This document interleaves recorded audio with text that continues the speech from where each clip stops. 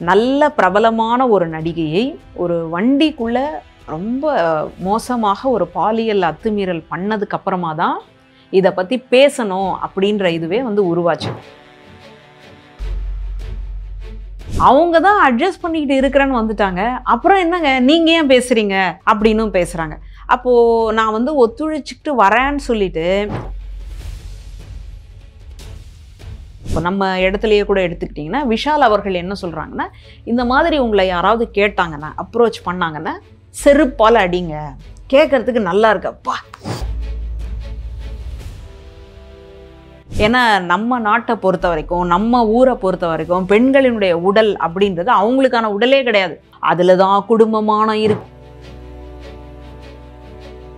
மானம் போனதுக்கு அப்புறம் நீ என்ன வாழ்க்கை அப்படின்னு பேசக்கூடிய ஒரு சமூகம் இந்த சமூகம். ஒரு பாலியல் ரீதியாக நம்ம ஒரு சுரண்டப்பட்டிருக்கோம், இல்லை பாலியல் ரீதியாக நம்ம நிர்பந்தப்பட்டிருக்கோம் அப்படின்னா, முள்ளு மேல சேலை பட்டாலும் சேலை மேல முள்ளு பட்டாலும் சேதாரம் என்னமோ சேலைக்கு தான். அந்த சேலை யார் அப்படின்னா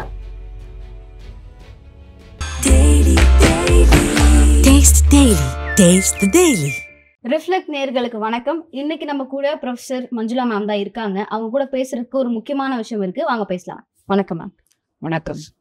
ஹேமா கமிட்டி அப்படிங்கிற விஷயம் மலையாளம் இண்டஸ்ட்ரிக்கு தான் ஃபர்ஸ்ட் தொடங்குச்சு. அங்கதான் அட்ஜஸ்ட்மெண்ட் பத்தி நிறைய ஹீரோயின்ஸ் வெளியே பேச தொடங்கினாங்க.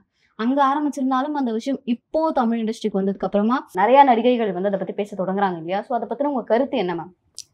அதாவது இந்த பூனைக்கு யார் மணி கட்டுறது அப்படின்னு முதல்ல முழிச்சுக்கிட்டு இருப்பாங்க. யாராவது ஒருத்தர் அந்த மணியை எடுத்துக்கிட்டு அந்த பூனை கிட்ட போயிட்டாங்க அப்படின்னா அப்புறம் கட்டுறதுக்கு எல்லாருமே தயாராகிடுவாங்க. இன்னைக்கு அந்த நிலைமை தான் இப்போ சினிமா இண்டஸ்ட்ரியில் இருக்குது.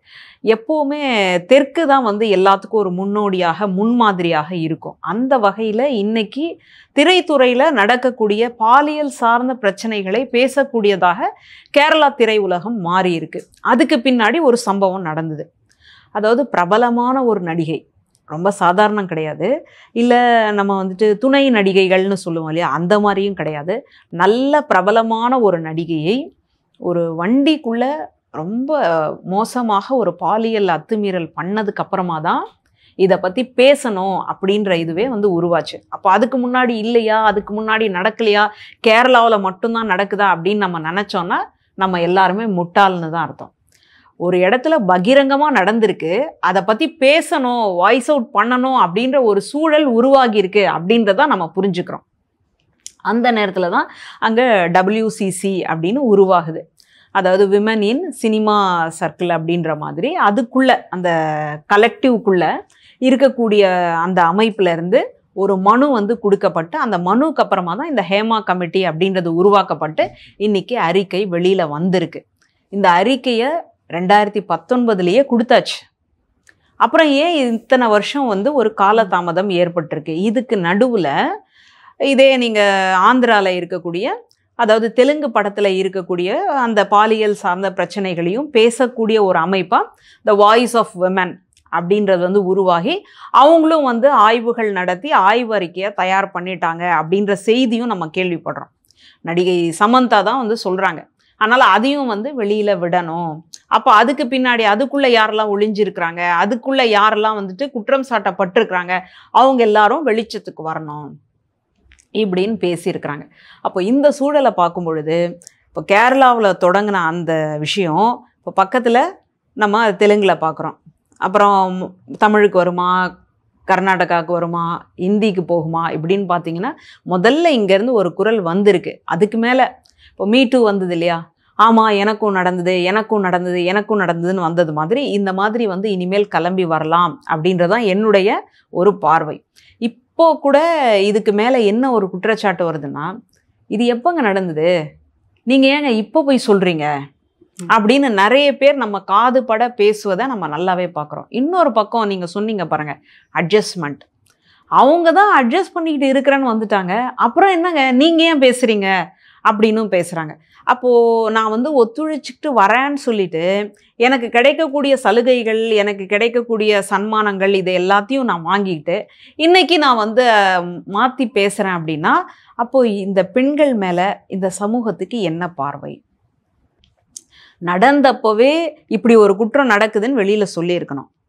ஆனால் நீங்கள் வந்து அந்த அட்ஜஸ்ட்மெண்ட்டுக்கெல்லாம் ஒத்துழைச்சிட்டு இன்றைக்கி வந்துட்டு ஐயோ இப்படி நடந்திருக்கே அப்படின்னு சொன்னால் அப்போது சொன்ன நபர் மேலே ஒரு பார்வை இருக்குது பாருங்களேன், அது வந்து யோசிக்க வேண்டிய. நிறைய பேருக்கு என்ன நடக்கும்போது அதை வெளியே சொல்றதுக்கு கொஞ்சம் பயம் இருந்துகிட்டே இருக்கும் இல்லையா மேம்? இப்போ மனுஷனுக்கு வந்து ஒரு 30 வயசுல இருக்கக்கூடிய மெச்சூரிட்டி வந்து 20 வயசுல நடக்கும்போது இருக்குமான்னு கேட்டா கிடையாது.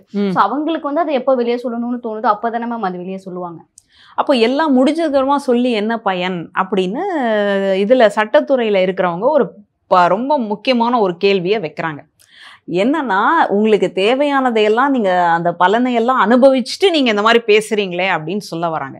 எனக்கு என்ன தோணுதுன்னா, அந்த நேரத்தில் அவங்க எந்த விதமான ஒரு அச்ச உணர்வில் இருந்தாங்க, ட்ராமா அப்படின்னு சொல்கிறோம். அப்போ அவங்களுக்குள்ள என்ன மாதிரியான ஒரு பயம் இருந்தது, இதை வந்து நம்ம வெளியில் சொல்லலாமா சொல்லக்கூடாதா? ஏன்னா நம்ம நாட்டை பொறுத்த வரைக்கும், நம்ம ஊரை பொறுத்த வரைக்கும் பெண்களினுடைய உடல் அப்படின்றது அவங்களுக்கான உடலே கிடையாது. அதில் தான் குடும்பமானம் இருக்குன்னுவாங்க, அப்புறம் குடும்ப கௌரவம் இருக்குன்னுவாங்க, அண்ணன் தம்பிங்களுடைய வாழ்க்கை இருக்குன்னுவாங்க, இந்த நாடே அதில் தான் இருக்குன்னுவாங்க. ஏன்னா அதனுடைய அந்த உடல் அப்படின்றத ரொம்ப புனிதப்படுத்தி, அந்த உடலுக்கு ஏதாவது யாராவது பார்த்துட்டாங்க, ஏதாவது நடந்துருச்சு அப்படின்னா அப்புறம் நீ உயிரையே கொடுத்துடலாம், மானம் போனதுக்கு அப்புறம் நீ என்ன வாழ்க்கை அப்படின்னு வந்து பேசக்கூடிய ஒரு சமூகம் இந்த சமூகம். அதனால் இப்போ இந்த வகையில் ஒரு பாலியல் ரீதியாக நம்ம வந்து ஒரு சுரண்டப்பட்டிருக்கோம், இல்லை பாலியல் ரீதியாக நம்ம நிர்பந்தப்பட்டிருக்கோம் அப்படின்னா இதை முதல்ல நம்ம வெளியில் சொல்லலாமா சொல்லக்கூடாதா? சொன்னால் வீட்டில் இருக்கிறவங்களே என்ன நினச்சிப்பாங்க? அப்போ வீட்டில் இருக்கிறவங்களுக்கு என்ன புரிதல் இருக்கும்? இதை தாண்டி வெளியில் அடுத்தது வந்து சமூகம். சமூகத்தில் எப்போவுமே ஒரு பொது புத்தி உண்டு. என்ன அப்படின்னா, நடிகைனா இப்படி தாங்க, பெண்கள்லாம் வெளியில் கிளம்பி வந்தாங்கன்னா என்ன சும்மாவா? வேலைக்கு போகிற பெண்களினுடைய பையை நீங்கள் சோதித்து பார்த்தீங்கன்னா அந்த பையில் இது இருக்கும் அப்படின்வாங்க. அது எதுன்றது உங்களுக்கு புரிஞ்சிருக்கும். அப்போ வேலைக்கு போகிறவங்கெல்லாம் இந்த வேலைக்கு தான் போகிறாங்களா? அப்போ இந்த பொருளோட தான் அவங்க வந்துட்டு வெளியில் வந்து கிளம்பி வராங்களா? இந்த மாதிரி மோசமான ஒரு எண்ணம் பொது புத்தியில இருக்கு. இன்னும் சொசைட்டில இந்த மாதிரியான எண்ணங்கள் இருந்துகிட்டு இருக்கா மேம்? சொசைட்டி கொஞ்சம் எவால்வ் ஆகி தானே இருக்கு இப்போ. அது வந்துட்டு என்ன சொல்றது அப்படின்னு சொன்னா, ஒரு திரை போட்டு அதுக்கு பின்னாடி இருக்கக்கூடியது தான். இப்போ இன்னைக்கு வந்து எவால்வ் ஆயிருக்கு, நல்லா ஆயிட்டாங்க அப்படின்னு நாகரிகமா இருக்கிறாங்க. ஆனா அவங்களுக்கு மனசுக்குள்ள இருக்கக்கூடிய அந்த வக்ர எண்ணங்களை நீங்க யோசிச்சு பாருங்க. அதனால தான் இன்னைக்கு வரைக்கும் பொது புத்தியில இப்படி தானே பேசிக்கிட்டு இருக்கிறாங்க. இப்போ ஏன் இத்தனை வருஷம் கழிச்சு அவங்க வந்துட்டு இப்போ குற்றச்சாட்டு வைக்கிறாங்க அப்படின்னு சொல்றதனுடைய பின்னணி என்ன? அப்போ ஏன் இதுக்கு முன்னாடி நீ சொல்லலை? அப்போ நீ இதை வந்து அனுபவிச்சதானே, அப்போ நீ இதை ஏற்றுக்கிட்டதானே அப்படின்னு மறுபடியும் யார் பாதிக்கப்பட்டாங்களோ அவங்க மேலேயே ஒரு குற்றச்சாட்டு வைப்பதற்காகத்தான் இந்த மாதிரியான பேச்சுகள். சரி, இன்னும் சில நடிகர்கள் இப்போ நம்ம இடத்துலையே கூட எடுத்துக்கிட்டிங்கன்னா, விஷால் அவர்கள் என்ன சொல்கிறாங்கன்னா, இந்த மாதிரி உங்களை யாராவது கேட்டாங்கன்னா, அப்ரோச் பண்ணாங்கன்னா செருப்பால் அடிங்க, கேட்கறதுக்கு நல்லா இருக்கப்பா, எப்படி பேசுகிறாரு பார்த்தியா அப்படின்ட்டு. உண்மையிலேயே அந்த மாதிரி ஒரு நடிகரோ அல்லது ஒரு இயக்குனரோ அல்லது ஒரு தயாரிப்பாளரோ கேட்குறாருன்னா அவருக்கு பின்புலம் இல்லாமல் கேட்பாரா? அவர் அந்த துறையில் சாதிச்சவராக இருக்கணும், செல்வாக்கு பெற்றவராக இருக்கணும், அதிகாரம் மிக்கவராக இருக்கணும். அந்த மாதிரி இருந்தால் தான் புதுசாக வர்றவங்களை வந்து பயன்படுத்திக்கிறது, இல்லை கொஞ்சம் எஸ்டாப்ளிஷ் ஆனவங்களை கூட பயன்படுத்திக்கிற ஒரு மனநிலை யாருக்கு வரும் அப்படின்னு கேட்டால், யார்கிட்ட அதிகாரம் குவிஞ்சிருக்கோ அல்லது செல்வாக்கு குவிஞ்சிருக்கோ அவங்களுக்கு தான் வரும். அப்போ இந்த சூழலில் அந்த நபரை நீங்கள் செருப்பால் அடிச்சிங்கன்னு வச்சுக்கோங்க, அடுத்த நிலைமை என்ன? அந்த பெண்ணோட நிலை என்னங்கிறது கேள்விக்குறி தான். அந்த பெண் மட்டுமா, அந்த பெண்ணினுடைய குடும்பம். சரி, இப்போ ஒன்றும் இல்லை, இவர் வருண்குமார் அவர்கள் இருந்தாங்க. அவங்க வந்துட்டு ஒரு சட்ட நடவடிக்கையாக அவதூறாக பேசிய சாட்டை துரைமுருகன் அவர்களை கைது பண்ணுறாங்க. அதுக்கு எதிராக அந்த கட்சியை சார்ந்த ஒருங்கிணைப்பாளர் என்னெல்லாம் பேசினாரு அதை நம்ம கேட்டோம். அவரை மட்டும்தான் பேசினாரா? அவங்க குடும்பத்தையும் எடுத்து வச்சு பேசுறாரு இல்லையா? அவங்க குடும்பத்தை எடுத்து வச்சு பேசுறதுக்கு என்ன அருகதை இருக்கு, என்ன உரிமை இருக்கு, என்ன தகுதி இருக்கு? அப்போ அவங்க வீட்டு பெண்களை எல்லாம் நீங்க சர்வசாதாரணமா உங்களுடைய ஏச்சுக்கும் பேச்சுக்கும் உட்படுத்துறீங்கன்னா இதுதான் பொது புத்தியினுடைய மனநிலை. அப்போ நீங்க ஒரு நடிகை, ஒரு இயக்குனரையோ, அதாவது பலம் பொருந்திய ஒரு இயக்குனரையோ ஒரு தயாரிப்பாளரையோ ஒரு நடிகரையோ செருப்பால் அடிச்சிட்டான்னு வச்சுக்கோங்களேன், அவங்களுடைய நிலைமை என்ன? இப்போ ஒரு பிரபல நடிகையே அவங்கள வந்துட்டு துன்புறுத்தணும் அப்படின்றதுக்காக ஒரு நடிகர், அதுலேயும் ஹீரோ, நம்ம இடத்துல ஹீரோ அப்படின்னா கடவுளா கும்பிடக்கூடிய இடம் நம்ம இடம். ஒரு ஹீரோ வந்துட்டு ஒரு நடிகையை வந்து பாலியல் பலாத்காரம் பண்றீங்களே, அப்போ உங்களுக்கெல்லாம் மனசுக்குள்ள என்ன இருக்கு? ஆனா இப்போ வந்து வெளியே நடிகைகள் வந்து எங்களுக்கு இந்த மாதிரியான விஷயங்கள் நடக்குதுன்னு சொல்றாங்க இல்லையா? சமீபமா ராதிகா மேம் கூட கேரவான்ல வந்து கேமரா பொருத்திருந்தாங்க அப்படின்ற விஷயத்த சொல்லியிருந்தாங்க. அப்படின்னும் பொழுது அவங்க கூட ஏன் பேரை சொல்றதுக்கு தயங்குறாங்க? இவங்க தான் பண்ணாங்கிறத வெளிப்படையா சொல்லலாம் இல்லையா? அதை ஏன் சொல்ல மாட்டேங்கிறாங்க? இல்ல, சில பேர் வந்துட்டு நல்லா வெளிப்படையாகவே சொல்றாங்க. இப்போ நடிகை குஷ்பு மேல நமக்கு பெரிய ஆதரவெல்லாம் இல்லை அப்படின்னாலும், அவங்க மேல நமக்கு வந்து விமர்சனம் இருக்கு அப்படின்னாலும், அவங்க வந்து சின்ன வயசுல அவங்க அப்பா பண்ண பாலியல் அத்துமீறல்களை எல்லாம் அவங்க வந்து வெளிப்படையாவே சொல்றாங்க. அப்பா பண்ணாங்க அப்படிங்கறத சொல்றாங்க. இப்ப அவங்க அப்பானால அவங்களுக்கு பின்னாடி எந்த பிரச்சனையும் வரப்போறது கிடையாது அப்படிங்கறதுனால அவங்க வெளியே சொல்றாங்க. ஆனா இப்போ நடிகை ராதிகா அவர்கள் வந்து எந்த ஃபிலிம் செட்ல இது நடந்துச்சு அப்படிங்கறத சொல்றதுனால அவங்களுக்கு பின்னாடி எதனா பிரச்சனை வருங்கிறதுனால தானே சொல்ல மாட்டேங்கிறாங்க. இப்போ இவங்களுக்கே கூட அப்பா இந்த மாதிரி பண்ணாரு, அதை எதிர்த்ததுக்கு அப்புறமா அப்பா வந்து வீட்டை விட்டு போனதாகலாம் நமக்கு வந்து சொல்லப்படுது. இது ஒரு பக்கம். இப்போ இங்க வந்துட்டு நடிகை ராதிகா அவர்கள் பின்புலம் இருக்கக்கூடியவர்கள். ஏன்னா எம்.ஆர். ராதா அவர்களுடைய மகள். அதுலேயும் அவங்க வெளிநாடுகள் எல்லாம் படிச்சுட்டு வந்திருக்கிறாங்க. அவங்க அதுக்கப்புறம் திரைத்துறைக்கு வந்ததுக்கப்புறமா அவங்க சந்தித்த சவால்கள் எல்லாமே ஒரு பக்கம் இருக்குது. இன்றைக்கி வந்துட்டு அவங்க சின்ன திரையில் போட்டுக்கிட்டு இருக்காங்க. இதெல்லாம் ஒரு பக்கம். இன்னொரு பக்கம் அரசியல் சார்ந்தும் இயங்கிட்டு இருக்காங்க. அவங்களுடைய கணவர் அவர் ஒரு பக்கம் வந்துட்டு பெரிய பிரபலமாக இருக்கிறாரு.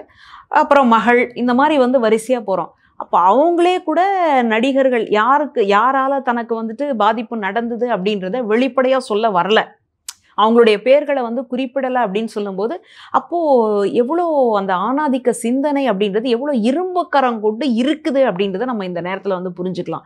அப்போது இந்த இடத்துல வந்து சொல்லிட்டா இனிமேல் இருக்கக்கூடிய வாழ்க்கை, இனிமேல் வந்து போகக்கூடிய அந்த சீரியல் ஆகட்டும், இல்லாட்டி சினிமா துறைகளில் வேறு வேறு கேரக்டர் ரோல்லாம் பண்ணுறாங்க. அப்போ அதிலெல்லாம் நமக்கு வந்து என்ன ஆகும் அப்படின்ற ஒரு கேள்விக்குறி வருது. இன்னொரு பக்கம் யோசிச்சு பாருங்களேன், இவ்வளோ காலத்துக்கு அப்புறமா இதுக்கு மேலே சொல்லி என்ன நடக்க போகுது?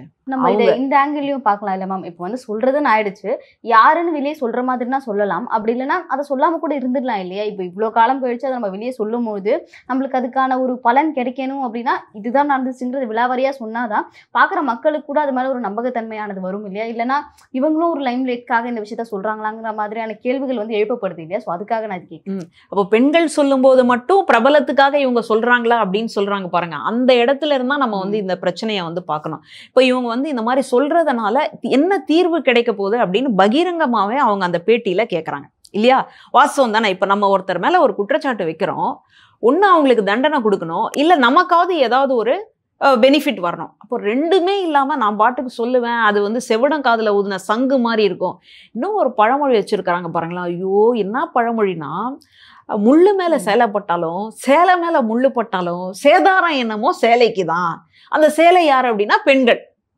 அந்த பழமொழியை இன்னும் கூட நீங்கள் சொன்னீங்க பாருங்கள், நாகரிகம் அடைஞ்சிட்டோம், நம்ம எவால்வ் ஆகிட்டோம், இப்படி ஆகிட்டோம். ஆனால் இன்னைக்கு கூட இந்த பழமொழியை நம்ம கேள்விப்படுறோமா இல்லையா? இப்போ இந்த சூழலில் ஒருவேளை விரக்திக்கு போனதுனால அவங்க சொல்லலையா, இல்லை அவங்களுக்கு அந்த அளவுக்கு நடந்திருக்காது அப்படின்னு எனக்கு வந்து தோணுது. பரவலாக அவங்கள சார்ந்து இருக்கக்கூடிய நடிகைகளுக்கு நடக்கும் பொழுது அவங்களால வாய்ஸ் அவுட் பண்ண முடியாத ஒரு சூழலாக இருக்குது. ஏன்னா பாதிக்கப்பட்டவங்க சொன்னா தானே. இப்போ திடீர்னு பாதிக்கப்பட்டவங்களே ஒரு பெரிய நிர்பந்தத்தில் இல்லைங்க அந்த மாதிரி எல்லாம் ஒன்றுமே நடக்கலைன்னு சொன்னால் வேற. ஏன்னா அவங்க பேசும்பொழுது என்ன சொல்லியிருந்தாங்கன்னா, அது வந்து ரொம்ப பெரிய ஆட்கள் இருக்கக்கூடிய ஒரு செட்டில் அது நடக்கல, ரொம்ப வந்து அங்கே பெரிய ஆட்கள் யாரும் இல்லை, ரொம்ப ஒரு சின்ன செட்டில் தான் அது நடந்துச்சு அப்படிங்கிறத சொல்கிறாங்க. இந்த இடத்துல தான் நம்மளுக்கு ஒரு கேள்வி எழுது, என்னன்னா யாருமே ஏன் வந்து ஒரு பெரிய கம்பெனியில் நடந்துச்சுங்கிற விஷயத்த சொல்லவே மாட்டேங்கிறாங்க? உப்மா கம்பெனிஸில் நடந்த விஷயங்கள் மட்டும்தான் வெளியே வருது அப்படின்னா பெரிய பெரிய இடங்களில் நடக்கிற விஷயங்கள் எப்போ வெளியே வரும் அப்படிங்கிற. இப்போ கூட நமக்கு என்ன சந்தேகம்னா, நமக்கு கேரளா சினிமாவை பொறுத்த வரைக்கும் ரொம்ப பெரிய ஒரு மதிப்பு இருக்குது. அவங்களுடைய அந்த சூஃபியும் சுஜாதாயும் அதனுடைய பார்வை வேற. இப்போது சமீபத்தில் வந்த உள்ளொழுக்குன்னு ஒரு படம், பிரமாதமான படம். ஒரு பெண்ணினுடைய மன உணர்வுகளை வந்து ரொம்ப அழகாக அதை வந்து ஒரு மாமியார் புரிஞ்சுக்கிற ஒரு இடம் இருக்குது பாருங்களேன், பிரமாதமாக எடுத்திருக்கிறாங்க. அப்போது கேரளா சினிமா அப்படின்றது, திரை அப்படின்றது ஒரு வேறொரு பார்வையோட வேறொரு பரிணாம வளர்ச்சியோடு இருக்குது. அங்கே தான் வந்துட்டு எழுத்தறிவு அப்படின்றது வந்து 100% இருக்கிறாங்க. அந்த சூழலில் இந்த மாதிரி நடக்குதா அப்படின்றது வந்து நமக்கு ஒரு பெரிய அதிர்ச்சி தான். இப்போ அங்கே வந்து இந்த அளவுக்கு வந்து ஒரு ப்ரெஷர் கொடுக்குறாங்க, அந்த அளவுக்கு வந்து ஒரு பிரச்சனை வந்து வெளியில் வருது அப்படின்னா, அப்போ ஒட்டு மொத்தமாக அந்த கேரளா சினிமாவை, அந்த திரைத்துறையை ஒடுக்கணும்னு நினைக்குதா? அப்போ அந்த திரை உலகத்தை மூடணும் அப்படின்ற மனநிலை யாருக்கெல்லாம் இருக்கு? அப்ப யார் இதுக்கான வேலையை பாக்குறாங்க அப்படின்ற மாதிரியும் ஒரு பக்கம் நம்ம யோசிக்க வேண்டியதா இருக்கு. இப்போ நீங்க கேட்டீங்க வந்து ஒரு அரசியல் பின்புலம் இருக்கிறதுக்கான வாய்ப்புகள் இருக்கு இருக்கு. ஏன்னா இப்போ நீங்க கேட்டீங்க இல்லையா, சின்ன கம்பெனின்னா வந்து வெளியில வந்து சொல்றாங்க, பெரிய இடத்துல வந்துட்டு இதை பத்தி சொல்றதே இல்லை, வாயை திறக்கிறது இல்லை அப்படின்னு. இப்போ அந்த ஹேமா கமிட்டி கொடுத்த அறிக்கை வந்துட்டு 200 மேல இருக்கக்கூடிய பக்கங்கள், அதுல 40க்கும் மேற்பட்ட பக்கங்களை இன்னும் வெளியில விடலை நம்ம பொது வெளிகள்ல. அதுக்கு இல்லாத ஒரு பக்கங்களை தான் கொடுக்குறாங்க. ஒருவேளை அந்த பக்கத்துக்குள்ள இது எல்லாமே இருக்கலாம், தெரியல நமக்கு. இது வெளியில வந்தா இன்னும் எந்த அளவுக்கு ஒரு கலகம் ஏற்படும், எந்த அளவுக்கு பூகம்பம் வெடிக்கும். ஏன்னா இந்த கேரளாவினுடைய சினிமா துறை அப்படின்றது ஒரு குறிப்பிட்ட 15 பேர் கொண்ட ஒரு மாஃபியா கும்பல் கிட்ட மாட்டிக்கிட்டு இருக்குன்னு சொல்றாங்க. யாரை நம்ம மாஃபியான்னு சொல்லுவோம்? கடத்தல் ஒரு கொள்ளை கும்பலை தான் வந்து மாஃபியா அப்படின்னு நம்ம சொல்லுவோம் இல்லையா. அப்போ அந்த கும்பல் யாரு அப்படின்றத நீங்க குறி வச்சு பார்த்தீங்கன்னா, அப்போ இந்த திரைத்துறை அப்படின்றது ஆட்டம் கண்டுடுமோ அப்படின்ற மாதிரியான ஒரு போக்கும் அப்படின்ற ஒரு பார்வையும் இதுக்குள்ள இருக்கு. இன்னொரு பக்கம் யோசிச்சு பாருங்களேன், அம்மா, அதாவது கேரள திரைத்துறை கலைஞர்களினுடைய சங்கம், அதுல இருக்கக்கூடிய தலைவர் ராஜினாமா பண்றார். யாரு? மோகன்லால் அவர்கள். அவரை ஒட்டி செயற்குழு உறுப்பினர்கள் அப்படின்னு சுத்தமா இன்னைக்கு அந்த அமைப்புல இருக்கிறவங்க யாருமே இல்லை, அது மொத்தத்தையும் கலைச்சிட்டாங்க அப்படின்ற மாதிரி ஆயிடுச்சு. மறுபடியும் வந்து தேர்தல் வச்சுதான் அதை உருவாக்கணும் அப்படின்ற ஒரு சூழல் வந்துருச்சு. இப்போ இதுக்கு பின்னாடி என்ன தோணுதுன்னா, ஏன் இவங்க ராஜினாமா பண்ணாங்க? அப்போ இவங்க இதுல எல்லாம் சம்மந்தப்பட்டிருக்காங்களா? இதுல இருந்து நழுவி போகிறதுக்காகத்தான் வேற ஏதாவது வேலையை பார்க்கறதுக்காக இதுல இருந்து ராஜினாமா பண்ணாங்களா? இல்ல தார்மீக பொறுப்பெடுத்து நாங்கள் இதெல்லாம் சரி பண்ணுறோம் அப்படின்னு எடுத்தாங்களா அப்படின்னு கேட்டால், மோகன்லால் அவர்கள் பேசுகிறாரு, இந்த குற்றத்தில் யாரெல்லாம் பெயர் அடிபட்டிருக்கோ அவங்கக்கிட்ட நாங்கள் சரியான விசாரணை நடத்த போகிறோம், தண்டனையும் கிடைக்க போகுது. அதனால் ஒட்டுமொத்தமாக இந்த கேரளா சினிமா துறையை வந்துட்டு வீணடிக்காதீங்க அப்படின்னு சொல்கிறாரு. அதை மட்டும் பேசுகிறீங்களே, அப்போ பெண்கள் இத்தனை வருஷமாக வந்துட்டு பாதிக்கப்பட்டிருக்காங்களே, அதை பற்றி என்ன அப்படின்னு நமக்கு வந்துட்டு ஒரு பெண்ணாக இருந்து நம்மளால் வந்து அப்படிப்பட்ட ஒரு குரலை கொடுக்க முடியுது. அப்போது இப்படி பல்வேறு கோணங்களை நம்ம எடுத்து பார்க்கும் பொழுது இன்னைக்கு இந்த அறிக்கை வந்திருக்கிறது அப்படின்றது ரொம்ப ஒரு ஆரோக்கியமான சூழலாக நான் பார்க்குறேன். இத்தனை வருஷமாக இது வெளியில் வரக்கூடாது அப்படின்னு சொல்லி ஒரு தடையெல்லாம் இருந்து உயர்நீதிமன்றம் தான், கேரளா உயர்நீதிமன்றம் அந்த தலையிட்டு அந்த தடையெல்லாம் எடுத்ததுக்கு அப்புறமா தான் இன்னைக்கு வெளியில வந்திருக்கு அப்படின்னு பார்க்குறோம். இதுக்கப்புறமா யார் யார் பேர்ல, இன்னும் கேட்டால் அங்கே இருக்கக்கூடிய எம்எல்ஏ அவர் பேர்லேயே வந்து ஒரு குற்றம் வந்து பதிவு செய்யப்பட்டிருக்கு அப்படின்னு பார்க்குறோம். அவங்கெல்லாம் இப்போ நான் குற்றவாளி இல்லை அப்படின்னு அவங்க தான் நிரூபிக்கணும். ஏன்னா இந்த குற்றத்தை பொறுத்த வரைக்கும் பெருசா நம்ம கிட்ட வந்துட்டு எவிடன்ஸ் இருக்குமா அப்படின்னு கேட்டால் கேள்விக்குறி தான். அப்போ இந்த சூழல்ல இந்த குற்றத்தை எப்படி நிரூபிக்க போறாங்க, இந்த குற்றத்திலேருந்து எப்படி நாங்கள் இல்லைன்னு அவங்க வந்துட்டு நிரபராதின்னு நிரூபிக்க போகிறாங்க அப்படின்றது ஒரு பெரிய சர்ச்சையாகவே இருக்குது. சரி, அதுக்கப்புறமா நிரூபிச்சிட்டாங்க அப்படின்னு சொன்னால் அந்த நடிகர்களுக்கு என்ன நடக்க போகுது, அந்த தயாரிப்பாளர் அல்லது இயக்குனர்களுக்கு என்ன நடக்க போகுது, அது ஒரு பக்கம். இல்லை அவங்க யாருமே குற்றவாளி இல்லை அப்படின்னு தீர்ப்பாயிடுச்சுன்னு வச்சுக்கோங்களேன். ஏன்னா எப்போவுமே நீதிமன்றத்துக்கு எவிடன்ஸ் தான், சாட்சி தான் முக்கியம். அப்போ சாட்சிகள் எதுவும் இல்லாமல் அவங்க வந்து குற்றவாளிகள் அல்ல அப்படின்னு தீர்மானம் ஆயிடுச்சுன்னா அதுக்கப்புறம் இதை பற்றி பேசின அந்த நடிகைகளுடைய நிலைமை என்ன? ஆனால் இப்போயுமே தொடர்ந்து நடிகர்கள் வந்து அதுக்கு மறுப்பு தெரிவிச்சுட்டே இருக்காங்க இல்லையா. இப்போ நடிகர் ரஜினிகாந்த் அவர்கள் எனக்கு வந்து அப்படி நடக்குதாங்கிற விஷயமே தெரியாது அப்படின்னு சொல்லியிருந்தாரு. ஜீவா அவர்கள் இந்த கேள்வி இப்போ கேட்கணுமா அப்படின்னு கேட்குறாங்க. ஸோ இந்த மாதிரி நடிகர்கள் தொடர்ந்து மறுத்துக்கிட்டே வரதுக்கான காரணம் நீங்கள் யோசிச்சு பாருங்க. சினிமா துறை அப்படின்றது இன்னைக்கு நம்ம பேசு பொருளாக எடுத்து வச்சிருக்கிறோம். அப்போ வேற எந்த துறையிலுமே இந்த மாதிரி பாலியல் அத்துமீறல் நடக்கலையா? நடக்காம இருந்திருந்தா விசாகா கமிட்டின்னு ஏன் ஒன்று வருது? இப்போ ஹேமா கமிட்டி வந்துட்டு இந்த திரைத்துறையில் இருக்கக்கூடிய கேரளாவில் இருக்கக்கூடிய பிரச்சனைகளை பேசுவதற்காக, அதுவும் பாலின சமத்துவத்தையும் சேர்த்து தான் பேசுது. ஆண் நடிகர்களுக்கு வேற ஒரு சம்பளமும் பெண் நடிகைகளுக்கு குறைவான சம்பளமும் கொடுக்கப்படுது அப்படின்னு அதே கமிட்டி தான் பேசுது. அந்த மாதிரி வேலை சார்ந்த இடங்கள்ல நடக்கக்கூடிய பாலியல் பிரச்சனைகளை வந்து தடுப்பதற்காக உருவாக்கப்பட்டதுதான் விசாகா கமிட்டி. அப்போ ஏன் அது உருவாச்சு அப்படின்னா, அப்போ வேலை செய்யக்கூடிய இடம், அது அலுவலகமா இருக்கலாம், தொழிற்சாலையா இருக்கலாம், கல்வி நிறுவனங்களா இருக்கலாம், எந்த இடம் வேணாலும் இருக்கலாம், முறைசாரா தொழில்களாகவும் இருக்கலாம், முறை சாராத தொழில்களாகவும் இருக்கலாம். அப்போ அந்த இடங்கள்லாம் பெண்களுக்கான பாதுகாப்பு அப்படின்றது இல்லாத ஒரு பட்சத்துல தான் இந்த ஆணையம், இந்த கமிட்டியை வந்து உருவாக்குறாங்க. அப்போ ஏன் வந்து நம்ம திரைத்துறையை பத்தி மட்டும் இன்னைக்கு பேசிக்கிட்டு இருக்கிறோம்? அப்போ இதை பேசினாதான் வந்துட்டு எல்லாரும் வந்து பரவலாக பார்க்குறாங்க. அப்போ திரைத்துறை ஒரு மனுஷனை வந்து அந்த அளவுக்கு ஆக்கிரமிச்சிருக்கு அப்படின்றதான் புரிஞ்சுக்கிறோம். அப்போ மற்ற துறைகள்லாம் பெண்களுக்கு நடக்கக்கூடியதை நம்ம பேச வேணாமா? அதனால இவங்க வந்து அந்த மாதிரி சொல்லிட்டு போறாங்களா அப்படின்றது தெரியல. இல்லை அங்கே அதாவது சேத்துல வந்து கல்லெறிகிறது யாரு? சேத்துல கல்லெறிஞ்சிங்கன்னா சேரு உங்க மேலதான் விழும். அதனால இவங்க வந்து சொல்லாம கடந்து போறாங்களா? இல்ல எல்லா இடத்துலயும் இந்த மாதிரி இருக்கே, அதுக்கு என்ன தீர்வு, அந்த தீர்வை நோக்கி நாம போகணும் அப்படின்றதுக்காக அவங்க இந்த மாதிரி ஒரு பதிலை வந்து நமக்கு கொடுக்குறாங்களா அப்படின்றது தெரியல. அதனால அவங்களும் அதை பற்றி பேசியிருக்கணும் அப்படின்றது தான் என்னுடைய கருத்து. ஏன்னா நடிகர் ரஜினிகாந்தை பொறுத்த வரைக்கும் அவர் முதல்ல வந்துட்டு 2ஆம் ஒரு வில்லனாகலாம் வந்து, அதுக்கப்புறம் கதாநாயகனுடைய நண்பனாக வந்து, அதுக்கப்புறம் பரவலாகி இன்னைக்கு சூப்பர் ஸ்டாராக இன்னைக்கு வேற ஒரு பரிணாமத்தில் இருக்கிறார். இப்போ இந்த சூழலில் அவருக்கு கிட்டத்தட்ட ஒரு 4 தலைமுறைகளாக இருக்கக்கூடிய நடிகர்களை பற்றி தெரியும், திரைத்துறையை பற்றி தெரியும். அப்போ அவர் வாயை திறந்து பேசியிருக்கணும். அப்போ ஆண்களே பயப்படுறாங்கன்னா பெண்களினுடைய நிலைமையை யோசிச்சு பாருங்க. இப்போ அப்படி பார்த்தா நீங்க பேசும்பொழுதே ஆண்களே பெண்களே அப்படின்னு பேசுறதே ஒரு சமத்துவமின்மை மாதிரி தெரியுதுல்ல மேம்? சரியான கேள்விதான் இது. ஏன்னா ஆண்களே வந்து பயப்படும் போது பெண்களுக்கு என்னென்ன, இப்போ நான் ஏன் இந்த இடத்துல ஆண்களே அப்படின்னு சொல்றேன்னா, ஏன்னா அவர் வந்து எந்த வகையிலும் பாதிக்கப்படவில்லை. அவரே வந்துட்டு வெளியில சொல்றதுக்கு அச்சப்படும் பொழுது பாதிக்கப்பட்ட இந்த பெண்கள் சொல்ல வந்தாங்கன்னா இன்னும் எந்த அளவுக்கு பாதிப்புக்கு உள்ளாகுமோ. ஏன்னா அவங்க வந்து இதுக்கு மேலதான் சாதிக்கணும் அப்படின்றது இருக்கும். இப்போ யாரெல்லாம் வந்து திரைத்துறைக்கு வராங்கன்னு யோசிச்சு பாருங்களேன். ஒண்ணு, இந்த துறையின் மேல மிகப்பெரிய கனவு இருக்கணும். ஏன்னா எல்லாராலையும் திரைத்துறைக்குள்ள நுழைஞ்சிட முடியுமா அப்படின்னு கேட்டா இல்லை. இப்போ நீங்க திரைத்துறையில உங்களுக்கு ஆஃபர் வருதுன்னா நீங்க ரெடியா இருப்பீங்களா அப்படின்றது எனக்கு தெரியல. என்ன கேட்டாங்கன்னா கொஞ்சம் கஷ்டம்தான். சரி, ஏதாவது ஒரு கேரக்டர் ரோல் அந்த மாதிரின்னா ஓகே. இப்போ திடீர்னு இந்த வயசுல போயிட்டு என்ன போய் ஒரு டான்ஸ் ஆடுங்க, ஒரு டூயட்டுக்கு அப்படின்னா நம்மளாலலாம் முடியுமா அது? அப்போ திரைத்துறைக்குள்ள யார் நுழையிறாங்க அப்படின்னு பார்த்தீங்கன்னா அதன் மேல ஒரு பெரிய கனவு. நான் வந்து ஒரு பெரிய ஸ்க்ரீன்ல என்ன பார்க்கணும், என்னுடைய குடும்பம் அதை பார்த்து சந்தோஷப்படணும், நான் இந்த துறையில சாதிப்பேன், என்னால் சாதிக்க முடியும், எனக்கு அந்த பக்குவம் இருக்கு, எனக்கு அந்த திறமை இருக்கு அப்படின்னு நினைக்கிறவங்க தான் போறாங்க. அப்போ அப்படிப்பட்ட நபர்களுக்கு நீங்க என்ன பரிசு கொடுக்குறீங்க? அப்போ சினிமா துறை என்பது ஆண்களுக்குன்னு சொல்லி சாசனம் எழுதி வச்சிருக்காங்களா? இதுவே என் கட்டளை, இதுவே என் சாசனம்ன்ற மாதிரி இது ஆண்களுக்குன்னு சொல்லப்பட்டிருக்கா? இல்லையே. அப்புறம் ஏன் பெண்களை இந்த அளவுக்கு வந்து நீங்க நடத்துறீங்க? அப்போ இதை பத்தி பேசணும் இல்லையா? ஒரு மூத்த நடிகர் அல்லது இன்னும் அவங்களுடைய பெண்கள்லாம் வந்துட்டு இயக்குனராக வந்திருக்கிறாங்க, மகள்கள்லாம். அப்போது அந்த இயக்குனருடைய அப்பா அப்படின்ற முறையிலையாவது வந்து இவர் பேசியிருக்கணும். அந்த மாதிரி நழுவி போகிறது அப்படின்றது கொஞ்சம் மனசுக்கு வந்து கஷ்டமாக தான் இருக்குது. அப்போது இந்த மாதிரியான சமூக பிரச்சனையின் மேலே இவங்களுக்கு எந்த ஆர்வமும் இல்லையா?